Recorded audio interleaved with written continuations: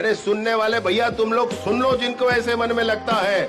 हम तो 1947 की बात भी करेंगे और 2047 की बात भी करेंगे। हम दोनों बात किया करेंगे। हम सदियों पुराने भारत की बात भी करेंगे और आने वाले सदियों के बाद भारत जो परम वैभव के शिखर तक पहुंचेगा, हम वह बात भी करेंगे। हम दोनों बात करेंगे। हम इतिहास से सीखेंगे और भविष्य को गढ़ेंगे, ये बात भी हम करेंगे। जिसको समझ न आती हो बात, वो इन छोटी छोटी बातों के पीछे रह जाए।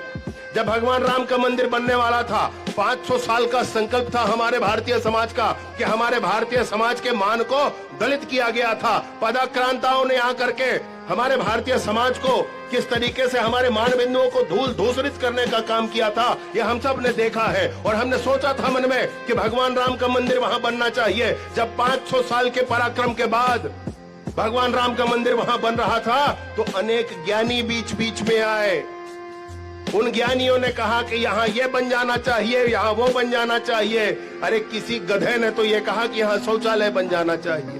मैं कहता हूँ कि भाई तू सुन ले, तू अपने घर में शौचालय बनवा ले, तेरे घर का शौचालय बनवा ले, वहां पर आकर के सारा शुद्ध कर दिया करेंगे। तो अगर तुम्हारी इतनी ही भावना है तो बात बड़ी स्पष्टता होती है। जब स्वयं पर बात आती है तब समझते हैं। और ऐसे ज्ञान बांटने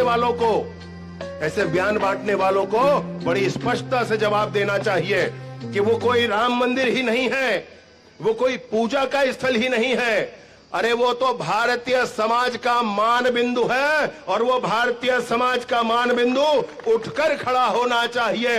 तब भारतवासियों के मन में गौरव का भाव आएगा और भारतवासियों के मन में गौरव का भाव आना चाहिए। कब तक यही होता रहेगा? कब तक यही कहते रहेंगे कि बाकी दूसरे धर्म की चर्चा करो तो अच्छा है, तब आप सेक्युलर हो, और जैसे ही हिंदूवादी की चर्चा करो, जैसे ही आप हिंदुत्व की चर्चा करो तो आप कम्युनल हो जाते हो। इस भाव को भी समाप्त करने की जरूरत है हमारे पूरे ही समाज से।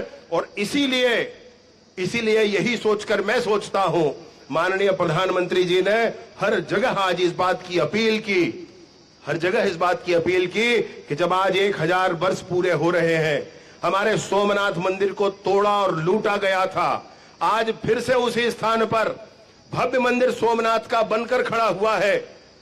लेकिन हमको उस दिन को याद करना होगा। आज वैभव है मंदिर का फिर से उतना ही और उससे ज्यादा आने वाले समय में और बढ़ेगा। लेकिन हमको फिर भी 1000 साल पुरानी उस घटना को भूलना नहीं चाहिए। अगर उस घटना को भूल गए तो आने वाली परेशानियों का सामना कर नहीं पाएंगे। और इसलिए उस घटना को याद रखना है और याद रख के आने वाली परेशानियों को दूर करने, उस परेशानी से टकराने की क्षमता अपने मन में बनानी है।